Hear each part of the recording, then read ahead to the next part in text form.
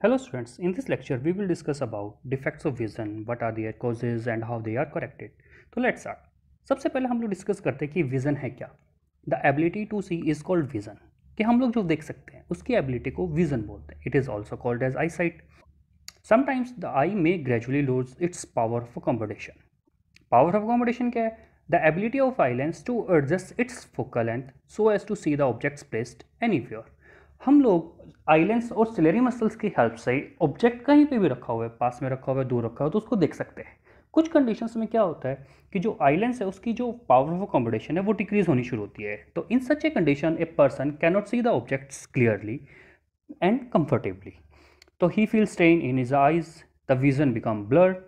There are mainly three common refractive defects of vision. First myopia, second hypermetropia and third presbyopia. हम लोग इन तीनों defects को details में study करेंगे कि इनके कोज क्या हैं, करेक्शन कैसे होंगी. तो ध्यान से देखिए. First myopia.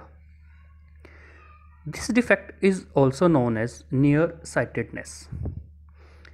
मायोपिया का जो अदर नेम है वो क्या होता है? Nearsightedness. It is that defect of vision due to which a person cannot see the distant objects clearly but can see the near objects. इस टाइप के defect में क्या होता है कि जो पर्सन है उसका जो नियर पॉइंट है, मतलब जो नियर विजन है वो क्लियर है, लेकिन जो फार ऑब्जेक्ट्स होंगे वो क्या है? क्लियरली विजिबल नहीं होते. The far point of myopic eye decreases and it becomes less than infinity. जैसे नॉर्मल पर्सन के लिए फार पॉइंट इन्फिनिटी है, अगर किसी पर्सन के मायोपिया है तो उस कंडीशन में जो फार पॉइंट है वो लेस देन इन्फिनिटी हो जाएगा. डिपेंड करता है कि डिफेक्ट कितने लेवल तक पे है.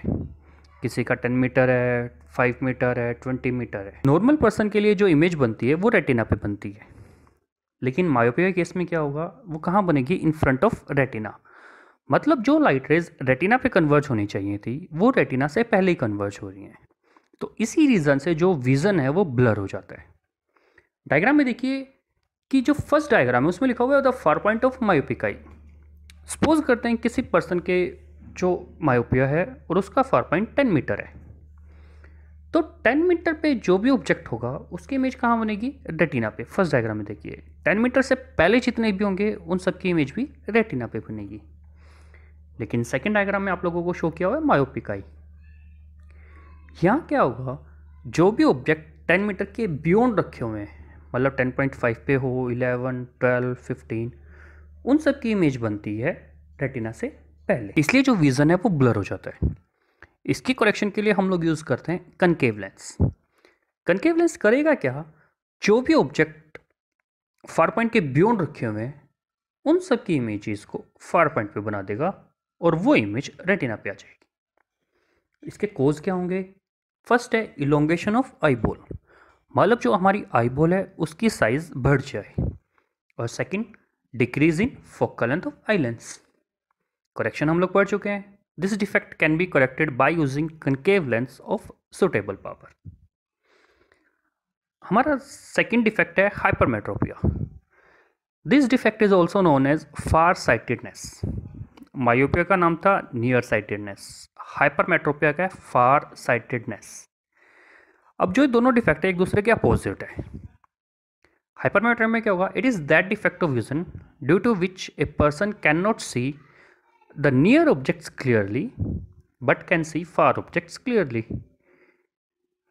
हाइपरमेट्रोपिया में जो पर्सन है उसको फार ऑब्जेक्ट्स हैं वो क्लियरली दिखेंगे, लेकिन जो नियर ऑब्जेक्ट्स है वो क्लियरली नहीं दिख सकता.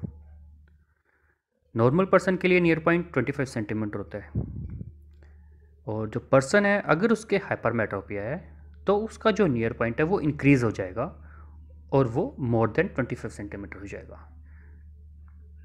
इन कंडीशंस में जो लाइट रेज हैं वो रेटिना के बाद कन्वर्ज होंगी.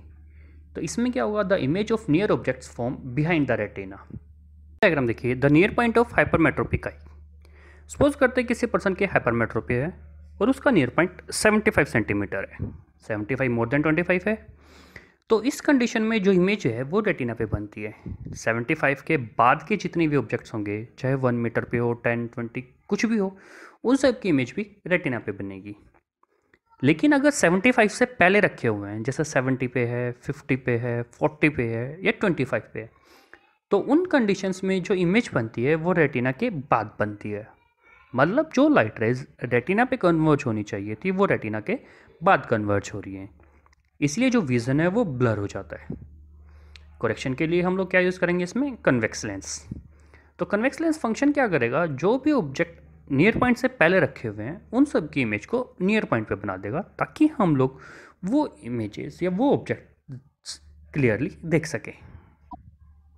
Causes of hypermetropia: first, decrease in size of eyeball, second, increase in focal length of eye lens।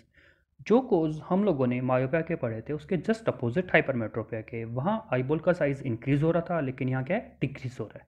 वहाँ फोकल लेंथ डिक्रीज हो रही थी लेकिन यहाँ फोकल लेंथ इंक्रीज हो रही है। Correction of hypermetropia: this defect can be corrected by using convex lens of suitable power. Presbyopia. Presbyopia अब है क्या, किस रीज़न से होगा वो डिस्कस करते हैं। तो सबसे पहले, this defect arises due to aging of person. ये डिफेक्ट जैसे जैसे एज बढ़ती है उस वजह से होगा। अब इस डिफेक्ट में होगा क्या बेसिकली, कि रीज़न क्या है, the ciliary muscles are weakened and flexibility of eye lens of human eye decreases with the age of person. जो हमारी सिलेरी मसल्स हैं वो वीक हो जाती हैं और जो हमारी आई लेंस की फ्लेक्सिबिलिटी है वो डिक्रीज होनी शुरू होती है। तो इस कंडीशन में क्या होगा, जो ह्यूमन आई है is unable to see the near and far objects clearly. Presbyopia में जो नियर पॉइंट और फार पॉइंट दोनों सफ़र करते हैं। Near point more than 25 centimetre हो जाता है और far point less than infinity हो जाता है। तो किसी पर्सन की अगर प्रेसबायोपिया है तो उसकी जो रेंज ऑफ विज़न है वो एक लिमिट में आ जाती है, जैसे 1 meter to 20 meter, 1 meter to 5 meter, depend करता है कि नियर पॉइंट और फार पॉइंट में उसकी कितना चेंजेस हुआ। इसकी करेक्शन के लिए हम लोग बाइफोकल लेंस यूज़ करते हैं। बाइफोकल लेंस है क्या, which the lens which consist both concave and convex lens. जो तुम लोग देखते हो डायग्राम में बेटा, कनकेव लेंस अपर पोर्शन होगा और कन्वेक्स लोअर पोर्शन होगा। ये हमारा बाइफोकल लेंस है। अगर हम लोगों को दूर का देखना है तो जो कनकेव लेंस अपर पोर्शन में वो हम लोगों की हेल्प करेगा। अगर हम लोगों को कुछ पढ़ना है तो जो कन्वेक्स लेंस लोअर पोर्शन में वो हम लोगों की हेल्प करेगा। डिफेक्ट ऑफ विजन से रिलेटेड अगर कोई डाउट है तो आप कमेंट सेक्शन में लिख सकते हैं, जिसका आंसर मैं आपको बाद में दूंगा। जो टॉपिक आज डिस्कस किया है उससे रिलेटेड मैं एक क्वेश्चन पूछता हूँ, जिसका आंसर आप मेरे को कमेंट बॉक्स में दें। What will happen when we change the concave and convex lens position in bifocal lens. जैसा आप लोगों ने डायग्राम में देखा था कि कनकेव अपर पोर्शन में है और कन्वेक्स लोअर पोर्शन में है। अगर हम लोग इनकी पोजीशन को चेंज कर दें, कन्वेक्स अपर में कर दें और कनकेव लोअर में कर दें, तो उस कंडीशन में जो हमारा विज़न है क्या वो नॉर्मल रहेगा या उसमें कोई चेंजेस आएंगे। तो जो आंसर होगा पर्टिकुलर वो आप कमेंट बॉक्स में लिखिए। Thank you.